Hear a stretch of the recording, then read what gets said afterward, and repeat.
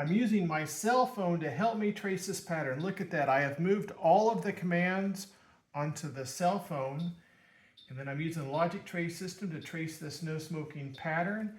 And all I have to do is push the different methods on my cell phone, and I can trace my pattern, accurately save a DXF file for saving on my computer. It's so handy doing everything on my cell phone. I've done the first half. Let's do the other half over here. I'm going to start with an arc.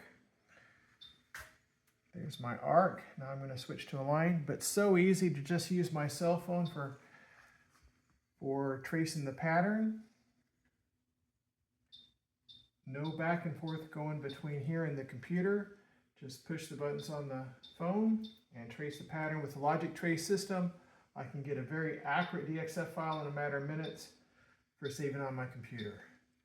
There it is. It looks great. Let's save the file.